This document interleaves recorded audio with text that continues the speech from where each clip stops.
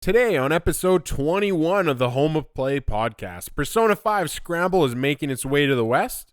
Marvel's Spider-Man might have a free upgraded version included with your PS5 Miles Morales. Tsushima has highest user Metacritic score for a PlayStation 4 exclusive. All that and more.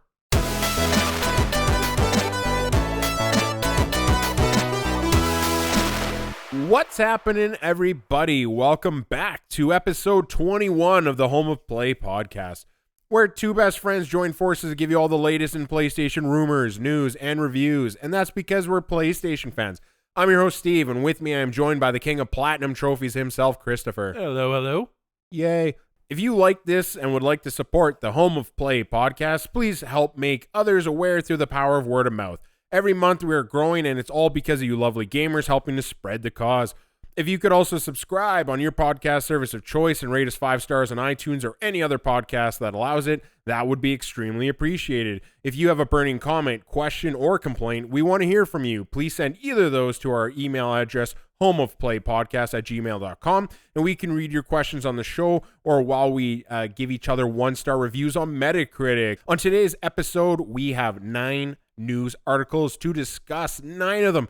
Read it. But first, as always, let's begin with what we've been up to this last week. Chris, what have you been up to all week? This week's been a pretty busy week. Haven't had too much time to get into much gaming, but I was able to wrap up the 3rd Spyro game, so got the check mark on that one. That one's finished and done. And then actually just before you got here, I was able to wrap up Life is Strange 2. Which was it was decent. It wasn't as good as the first one, or even as good as the Before the Storm one. I just like those characters a little bit more than these ones. It was okay. It was enjoyable. It's definitely worth $25 if anybody wants to throw it that way. Other than that, didn't get any more Ghosts of Tsushima, unfortunately. That might be from the long weekend. Other than that, it was pretty much, I did a little bit of PC gaming. I've been playing kind of a roguelike game every once in a while. It's called Dungeon of the Endless. I think I mentioned it once before. You just essentially trying to get out of a dungeon, not going deeper, getting out. So it's pretty fun. It's sort of turn-based in the sense that stuff only happens as you open more doors in the dungeon. It's pretty good. And then the special surprise of what I've been playing, Destiny 2 on PC. I reinstalled it. You're making a face. No. I've been seeing so many good things about the game now that they've separated from Activision, and it's been piquing my interest. And I put so much time and effort into the first one. I grew with it, with all the growing pains of that game, and we had our regular raiding group every Tuesday, almost every Tuesday. I think we did it. And it was a lot of fun. So then the second one came out, and it felt like it was missing so many of the features from the first one, but not vanilla version. But obviously, we wanted some of the updates from the first one into the second one, which we didn't get. So now turning it on, I could tell they definitely did a really good job of sprucing it up. Obviously, I haven't jumped into too much because I'm technically at the bottom of the pile again, other than having some of my old weapons, but. Yeah, it's pretty good. I'm convinced 2 of my buddies to try it. One person had tried it briefly back when it first came out, and which was obviously a little rough back then. And the other guy hadn't played it at all, even the first one. And he's a pretty big Halo fan, so I'm like, dude, this is Bungie, man. This was what they wanted Halo to become eventually. So. It was fun. I'm looking forward to jumping back into that one at some point. Thinking I'm going to be getting the PC Game Pass, the Xbox Game Pass or whatever, because you can get it for cheap. So I'm just waiting for, I guess, the new DLCs to come out, because they made the announcement last week or a week and a half ago about that. So yeah, that's pretty much what my week's been up to. That was my weekend, I guess, and then during the week, a little bit of Life is Strange. So. How about yourself? A week packed solid with only Tsushima. Just me and Tsushima, my best friend. I played it ad nauseum. I wish at least I haven't been able to find a way to see how many hours I've put in. But I have to assume I'm well over, I shouldn't say well, but I'm around the 30-hour mark for sure. And I've literally this last week made 0 story progression. I've just put in solely 15 hours doing side stuff, side quests, character quests. It's yeah, I'm loving it. It's I think I might have said it last week, but it's more solidified than ever that this is my game of the year. At least this far. Like, Cyberpunk can come out, maybe take the spot, maybe a different game. Who knows what could happen? So many games can come out and just be amazing. But so far, just from what we've gotten this year, no competition in my head. So I'm loving that. And definitely Sony ending on a really high note. Honestly, yeah. Like, because Last of Us wasn't for me, but I can still like tip my hat to it. But either way you go, like somebody probably liked one of these, or like the other, or liked both, and yeah, it's just a great ending, like you said. Mm-hmm. Very good. I just want to play more. I'm in Act 2, and with all like I've made a certain build, and I feel very godlike right now. I think I've heard Act 3 gets harder, so we'll see how I react to that. Well, you said, I remember when you got to Act 2, you said it got a little harder. I think it was just me learning. Like, I think it starts forcing you to be like, hey, like you need to actually care about your stances, not just start willy-nilly going crazy. And some of the timing changes. I definitely found spear people in Act 2. They have a jab that's just really quick. Like, you gotta, almost like Dark Souls, start to understand the speed of it and your parry, like, reaction time.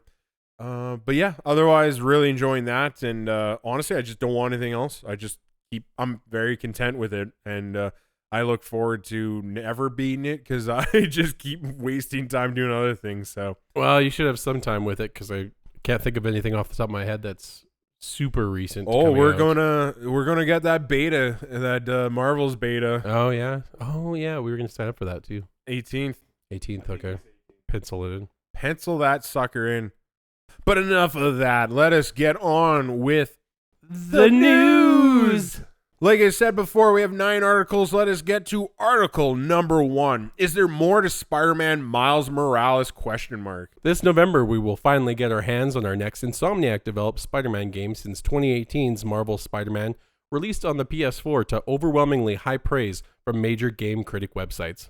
Although we were already informed of the game's existence since it was first revealed at PlayStation PS5 Games Conference, that was streamed live over a month ago, news reports are coming in that Sony may be hiding some secrets about the game, as a new article posted by the Game Informer magazine claims that a possible Spider-Man 2020 upgraded version may come included with the release of Miles Morales.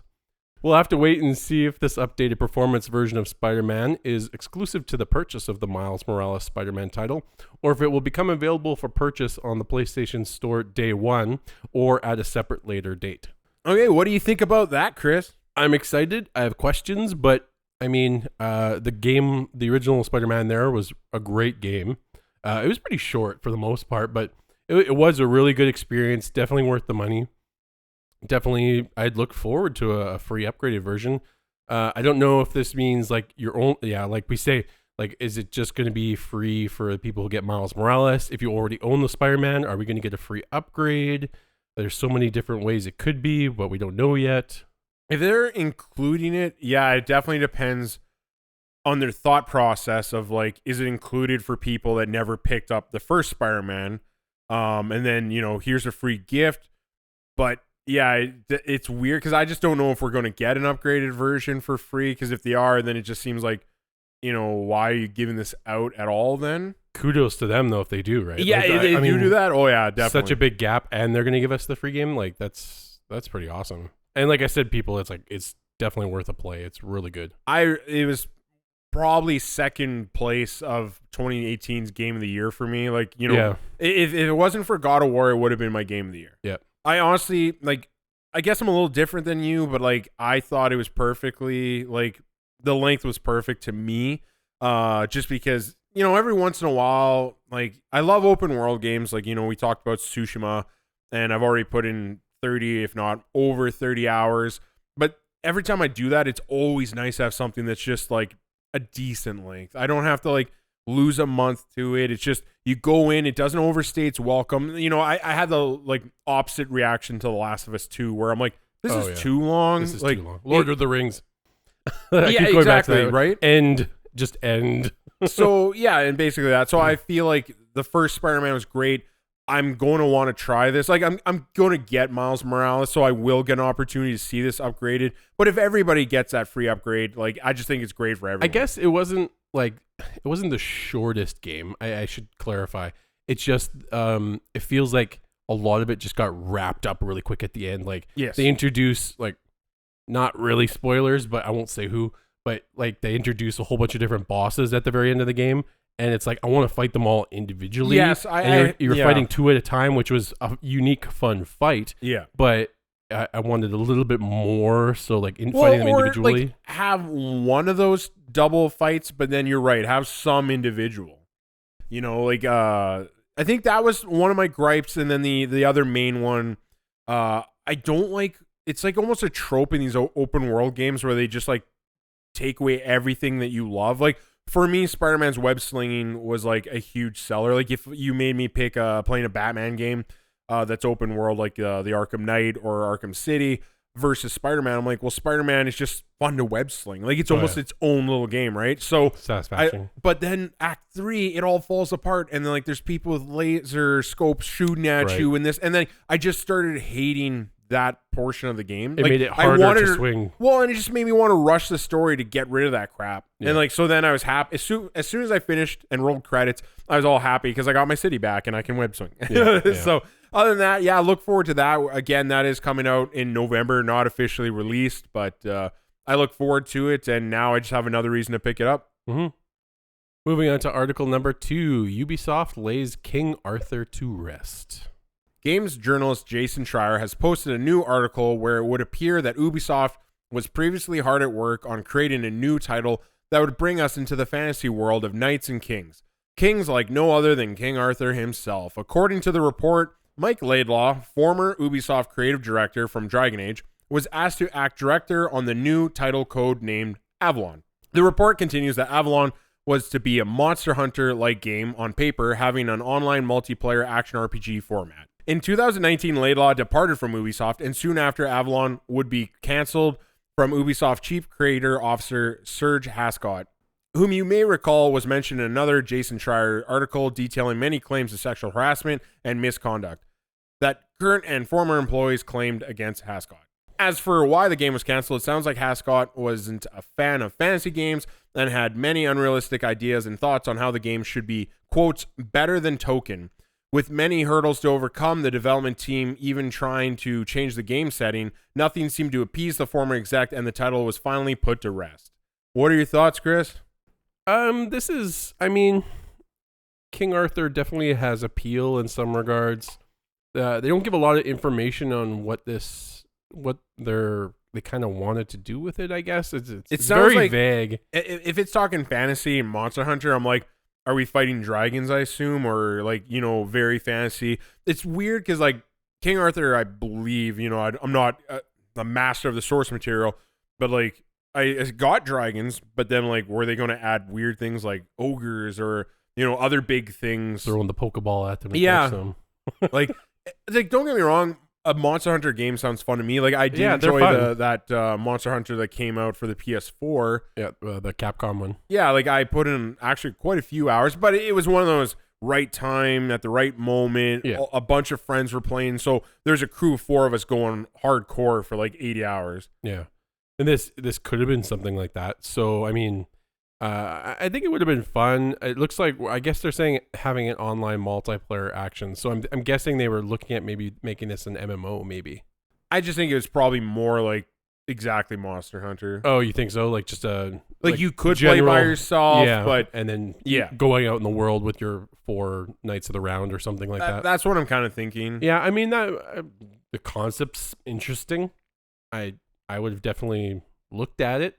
I can't say off the top of my head, just hearing about it, There's Makes me rarely want to buy it, but an Ubisoft game I don't want to play. So yeah, I usually play I hope heck of a lot. Something leaks that we could have at least got an idea and be like, oh, that would have been nice, or you never know what it was going to look like. It's just kind of, I don't know, just disappointing, I guess, that you have them hire him to make a fantasy game and then have an exec with way too much power just be like, oh, I don't like fantasy games.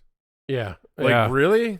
It's like, you got to have people who are interested in what you're working on. Yeah, it doesn't make me ponder too hard why he might have left in 2019. Yeah. It kind of makes me curious on what potential games did he actually get out into the world while he was working there. Like, did he get Watch Dogs out? What other games did he work on, maybe? I'm just curious, but... Oh, you're talking about the guy, the exec who doesn't want to do fantasy games. Well, but you're hiring people from that worked on Dragon Age. Well, he doesn't push out. He just seems to cancel and touch people. So, it's hard to tell. Yeah, good times. But I guess we're not getting our hands on that anytime soon. So we're moving on to Article 3. Who's ready for some PS5 activities? ? In a write-up from a Game Reactor article from the upcoming MRC9 racing game coming later in September of this year, it would seem that a new previously rumored feature may actually be true. As a section of the article reads, also as a free upgrade for those who get WRC9 on either PS4 or Xbox One, the game will upgrade to the next-gen versions on PS5 and Series X, and we're looking forward to seeing how performance, graphics, or features such as PS5's Activities feature, an instant link to specific races directly from the console menu, reveal the future of rally racing. Not long after the article was originally posted, it has already been removed. On top of that, we have no official word or response from Sony on what this new feature could be. As for if Activities is a real PS5 feature that we will see at console's launch, or as an update further down the road, we can only speculate. But I, for one, look forward to seeing how many future titles would take advantage of this feature and how different genres could implement it. I could see, like, I don't know, it'd be like Modern Warfare, I shouldn't say Modern Warfare, like Call of Duty, like your friends, like, this specific level, like, is that how Call of Duty uses it? If it uses it at all. Hypothetical. Yeah. Or, like, for me, and I think a lot of people keep talking about, like, you do a quest in a game, and you're like, oh, this was a great quest. Can I click that? I just don't understand how that wouldn't mess with the story, though. So, like, is that even a possibility? Yeah. Like Tsushima, you're like, I like this quest, but it's in Act 3, and I'm in Act 1. Well, I can't just go into that. It might be more used in general things, maybe. Because I'm trying to think of something like... Like, racing makes sense to me. Like, yeah, okay, like, you could do that. Like sports games, maybe even Destiny, I could see being a good use of it, because, like, you could go into PvP mode. You could go into the Trials PvP mode. You could go into a raid. You could go into a Nightfall strike. You can go into a regular strike. Yeah. So that would be probably a good game to compare it to for being able to just directly jump in there, so you don't have to go to orbit. Yeah, I guess Activities would almost be like an ultra version of, like, an invite. Yes, that's what I'm thinking is. So, like, I can't see it being used to go into a quest line, like, for a story game. Yeah. But I could see it being more of a multiplayer thing where it's like, I love that track on that race. I could jump directly to that track potentially, or that lobby that exists for that. Because for me, I know I've heard... Maybe. This is all speculation. Yeah, it's all speculation. But I have heard a few people like, okay, let's say Gran Turismo, right? You get this record speed and you're like, oh, this is awesome. You post it, and now I'm like, I think I can beat Chris. Click it. It's jumps you right into that race, and then I'm competing with you.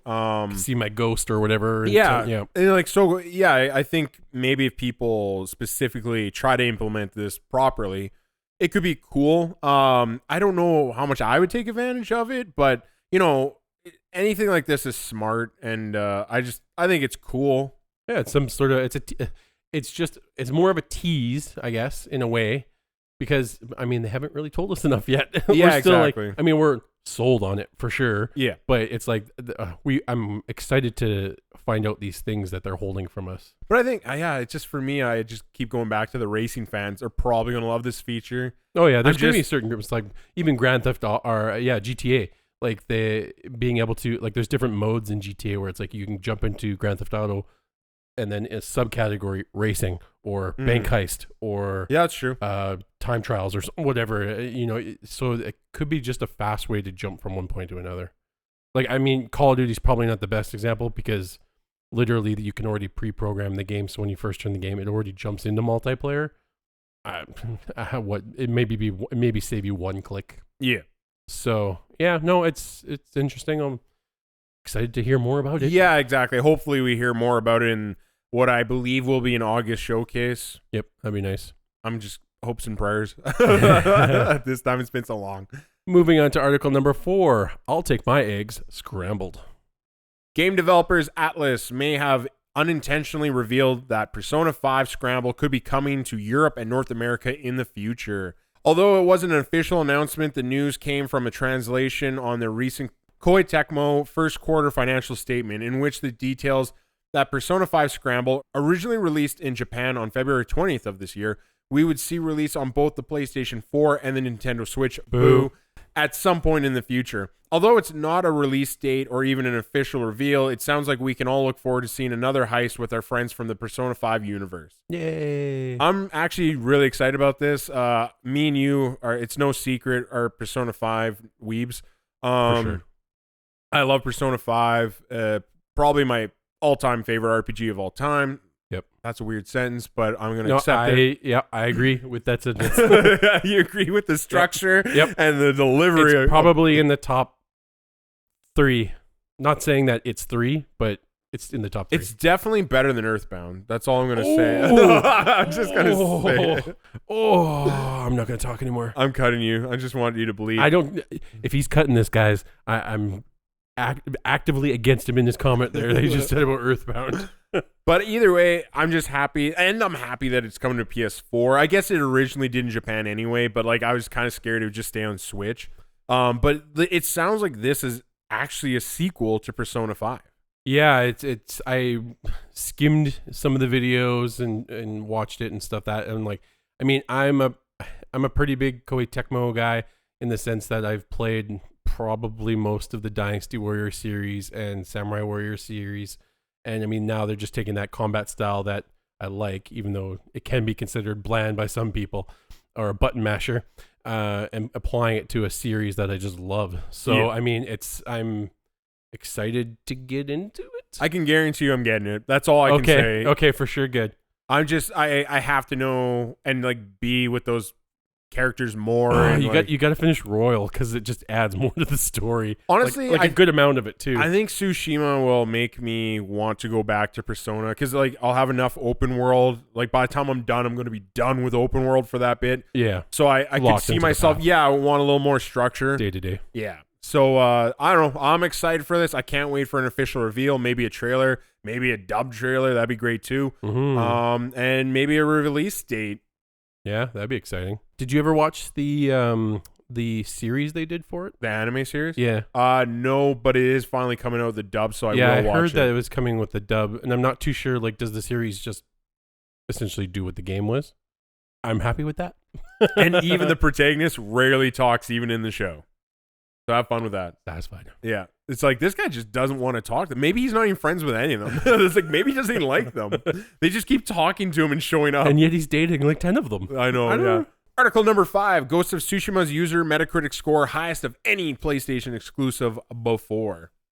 Continuing the ever ongoing conversation on Metacritic user scores, it appears that Ghost of Tsushima has what appears to be the highest user average score on any previous PlayStation 4 exclusive. Currently, as recording, the score is at an 83 for critics and a staggering 93 for users. To compare, The Last of Us Part 2 has a 94 from critics and a controversial 56 from users. Although The Last of Us Part 2 suffered from much controversy coming from story leaks that appeared online before the official release of the game, as well as from subject matter that appears in the game that seemed to drive online users to argue and debate their personal feelings on those matters. Regardless on how you feel about the debate many users had on the game, many accredited the low Metacritic score to Xbox fanboys or misogynists, which might very well be the case. Metacritic took action over the review wars happening on The Last of Us Part 2 and decided to enforce a new rule where newly released games would now see a 36-hour grace period where the general public would not be allowed to post their score or opinion. And that score is in points, not music. Although when we look at the scores for Tsushima, it would appear that all those fanboys slept through the release of Sony's newest exclusive, or simply didn't just show up. Tsushima currently has 6,206 positive user scores, 175 mixed, and 186 negative scores, whereas The Last of Us 2 has 33,000 positive, 3,800 mixed, and 33,000 negative. Although The Last of Us Part 2 had almost 10 times more reviews, you can see that it has more negative and mixed reviews than positive, whereas Ghost of Tsushima has overwhelmingly positive reviews. To be frank, it sits at 95% of all user scores are positive, where The Last of Us Part 2 positive scores only account for 47%. Whether this proves The Last of Us Part 2 negative reviews were more than a group of angry Xbox fans, or it proves that the new Metacritic rule will improve online hostility when it comes to review scores, we will have to decide for ourselves. So, sounds a little good, sounds a little bad.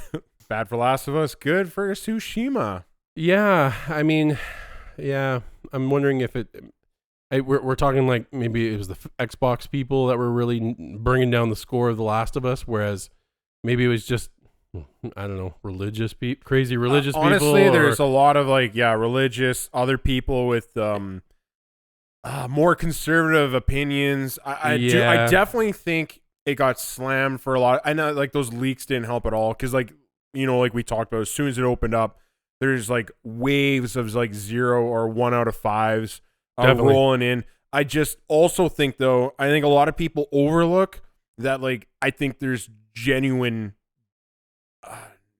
people that just generally are not happy with this story, like myself, and just thought this game got way overpraised by critics. I do think it's our first time seeing the divide, which I always see in movies versus critics, but now I think we're making our way to that kind of problems make its way to the game critics, where sometimes I just feel like a lot of game critics just want to blow smoke up the other game critics, and then they create this fake narrative where I'm like, well, no, this game isn't as high as they labeled it as. It's the problem too is the people have that genuine reaction of I just wasn't pleased with the story, like us. Yeah, it's our opinions just get kind of drowned out by the extremes of the or you get put into a group of people. No, we're definitely, if you tell people, no, that we don't care about that. I just want good storytelling, and this just was not the best storytelling that for you could get.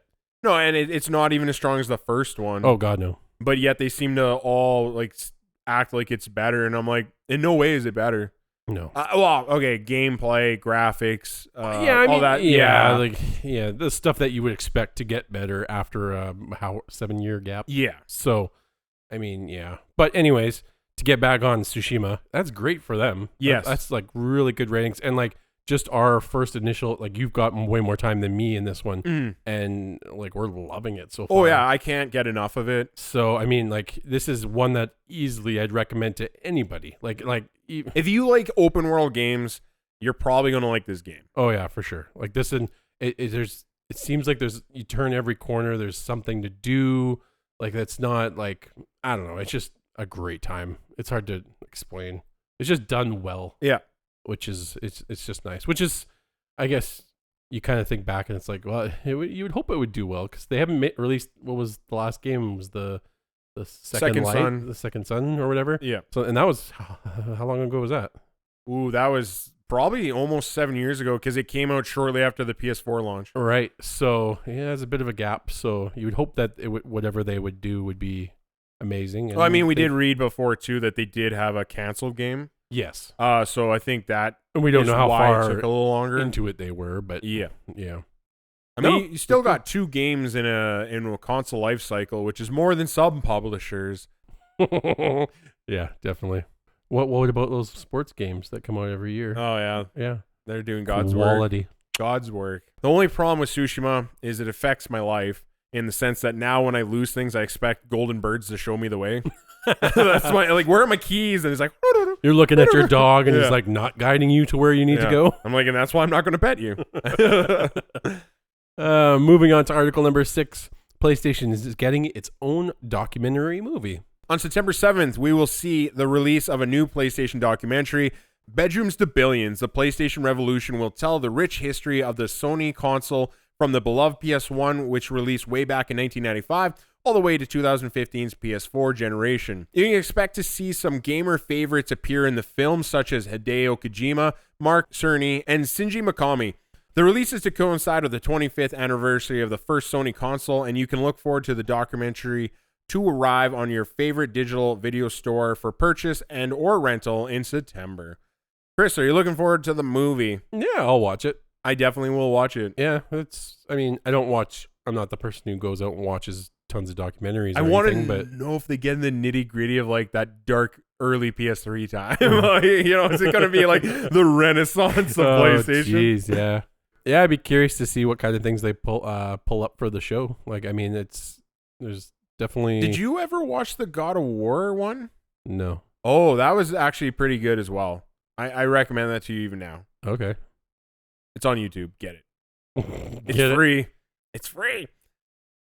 Was it specific? I'm going to assume it's specific to God of War. Yeah, it was a whole development. Corey Barlog. Like the originals? No. The PS4 one. Oh, okay. Then I'd have a little bit more relevance because I never played the originals. Yeah. No, it definitely is pretty good. Okay. It's a good look that you don't get often of like developers and crunch and stresses and bugs and all the good. I love like, I won't ruin it. You just watch it. Okay. Yeah, not much to say on this one, but yeah, I mean, I'll watch it. It'll be interesting. Might get some tidbits or who knows, some secrets, some funny stories from behind the scenes. Yeah, just hopefully some stuff we didn't know before. Yeah.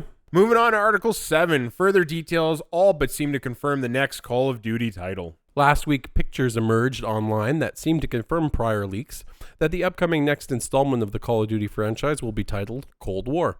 The pictures, if real, seem to be of no other than a bag of Doritos chips, where you could see the new Call of Duty title and a promotion for a chance to win 2 times the multiplayer experience for an entire year.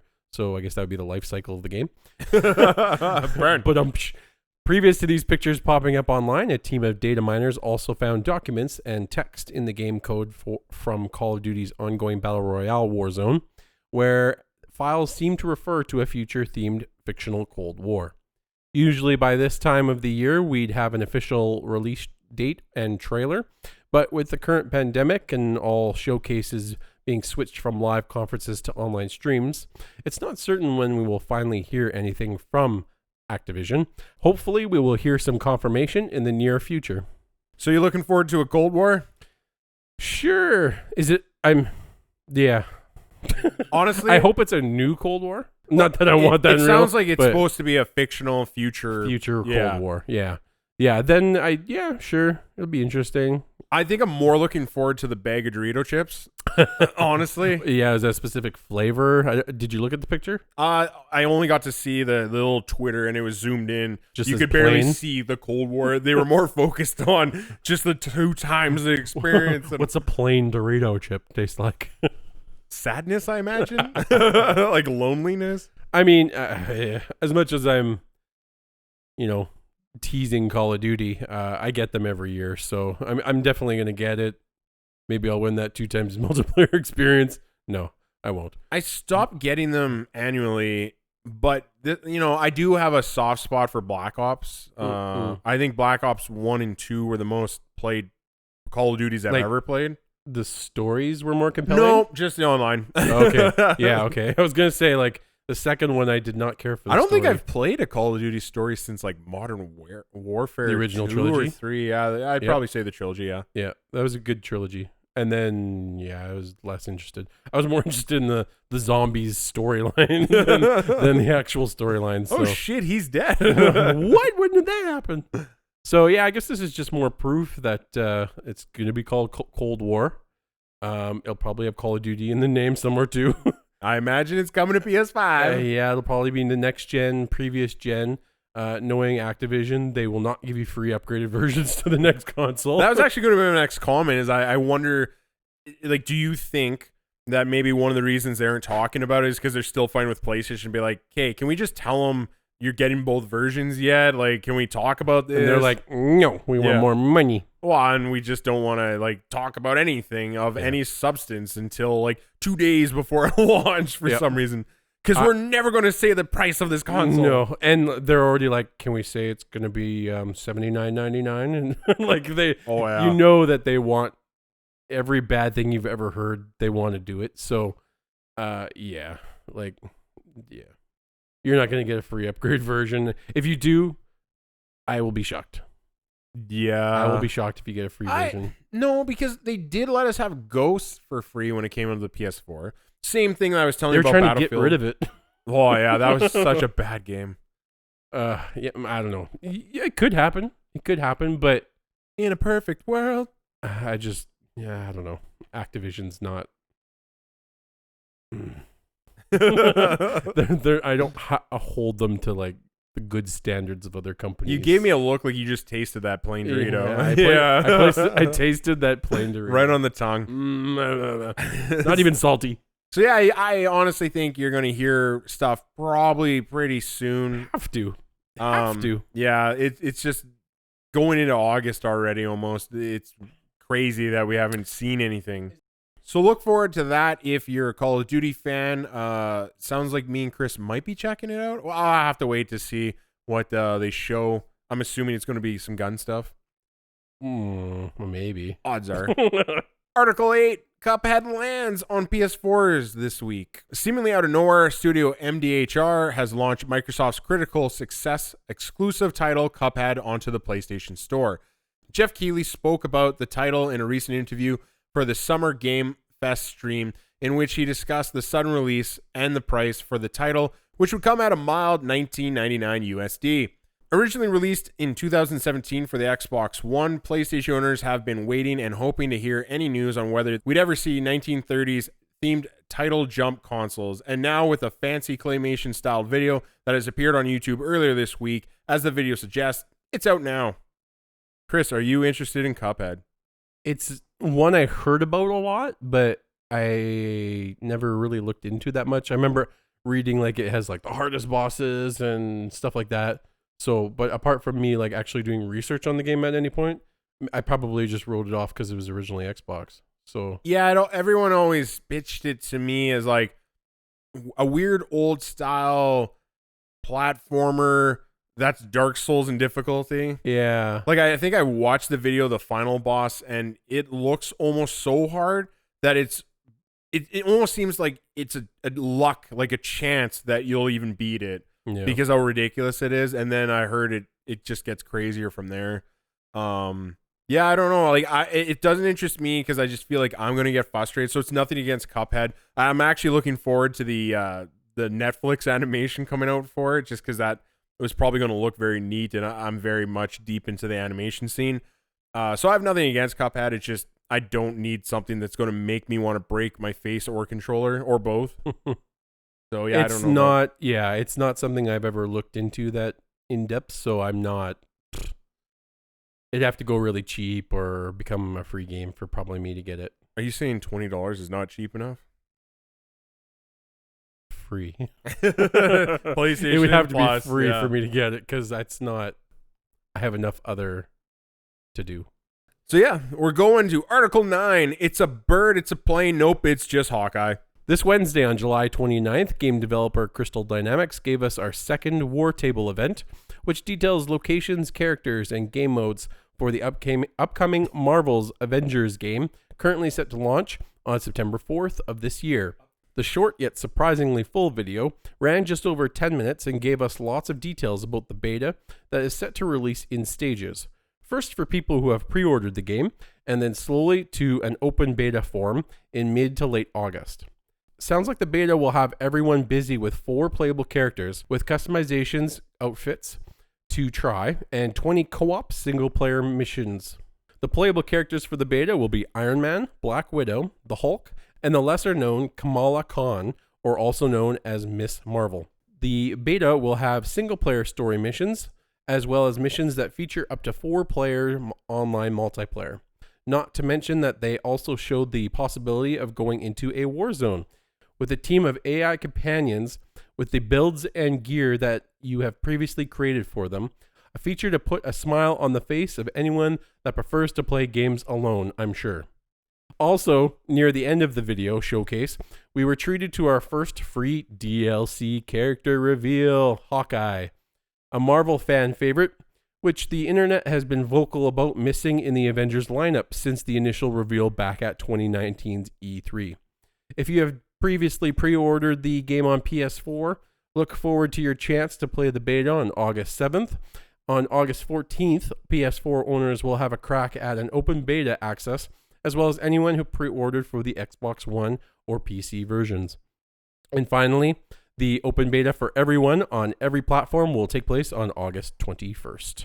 So yeah, I think we talked before, but we're definitely going to do probably the open beta on the 14th. Yeah, we're going to have to try this one for sure. Because, I remember back in 2019 during the reveal, I was like, okay, I don't know. I don't feel like I'm marveled out right now because the movies and everything, but I was just like, they didn't get the actual actors' likenesses, and I was just kind of bummed. So, but the more and more I've been seeing and hearing about it, it's piquing my interest a little bit more. It reminds me of like what Destiny sort of looked like when it first came out, but with like more variety, I guess. Yeah, I'm like, I want to play this just because it does have a single player story, so I want to do that. But I just, even watching this, like, I know a lot of people change their reception to be like, I actually want this more than I did previously. There seems to be a lot more praise. I seem to be the opposite. I do think it's a me problem where I'm just so games of a service out that I just don't want to loot. I don't want to do any of this crap. I don't want to come back on 1 day a week only just to try my chances of getting one thing that's slightly better. You mean you don't want to play a game where I keep getting all the exotic loot and you get maybe one dropped a month? A month would have been good. But yeah, I just don't like games of a service, and everything they were showing for me personally, I was just like, oh, like I want to play this for the story. It'd be a finished game. Yeah. Finished. I just wish they would have made just a single player narrative story. Yeah.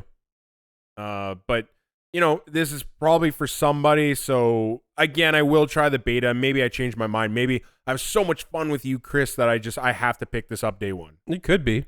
Like I remember, we go back to it.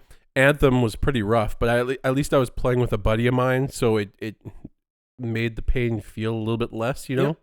But this could have that same effect. Honestly, that's why I put so many hours in Destiny. I'm not even a big fan of Destiny, but that first one I put an exorbitant amount of hours into. Oh, it's fun to play with friends on that one, even just screwing around, doing anything. Yeah. So.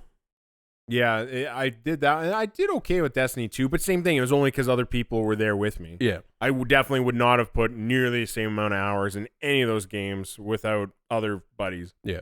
Okay, so we're done with the news. That is all 9 articles, so yay us. We're moving on to your homework for the week.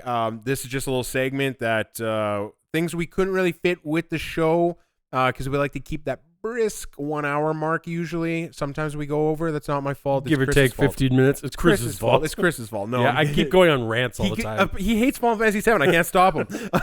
Anyway, so yeah, we're doing the homework. First one is Sekiro Shadows Die Twice, getting an update on October 29th. This one was on Game Informer. If you like that, go look it up. Red Dead Online invites you to track and study animals as the naturalist. Game Informer also. That one is interesting because we did talk about 2 weeks ago that there was no updates. Yep. Now there's something. Put your clown costumes away. There's an update coming. Yep.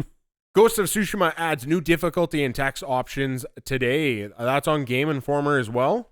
PlayStation Plus games for August have been revealed. This is on Game Informer. I'm going to be nice and tell you what the games are. Looks like we're looking at the Modern Warfare 2 campaign remastered, as well as a game called Ultimate Knockout, which is actually looks kind of fun. It'd be, especially if it's free for everybody. So it'd be maybe a good group game. I could see Curtis being into this one. Halo Infinite demo was a work in progress build, but running on a PC powerful as the Xbox Series X. I called it. Chris called it, last week. and that was like I think it came out that same day when we recorded. But I definitely said it before, and I said it to you in a message. It's very funny that like all the updates on this just seem to be digging a deeper hole for them. They're like, oh, well, it wasn't even running on Series X, just something as powerful. I'm like, okay, then, but still, why does it look so bad? Yeah, definite issues, especially like, yeah, you'd think that powerful PC would definitely have a little bit more oomph, Especially to even the game, Series X. Because the game's coming for a PC, so it's like you can't even argue that it's like, oh, it's not optimized. I'm like, well, no, it's coming for PC as well, day one. Yeah, I mean, and to say it was a work in progress build, like it's 5 months away, not even maybe 4. Is this not a launch title? Like I guess September, October, November. It's 4 months away, and it's a work in progress. They're really gonna have to speed up production on that. If you didn't like crunch before, crunchy. Oh my gosh. The 24-karat gold PlayStation 5 has been announced. This can be found on Kit Guru. So if you want a really expensive PS5 that reflects you in a golden tint, then pick that up. If you want to be blinded by the light of your console, there's no prices or anything. I wonder if that console gets hot enough that it starts dripping gold. Probably be more value though. That's it for our homework. So go look those up if you're interested. But other than that, we're done yet again. So come back next Monday. We're going to have more game news for you, more fun stuff, and probably more terrible dad jokes. So, yay us. But anyway, we are signing off. Have a good one, guys. Bye. Who doesn't love that pirate score? I'm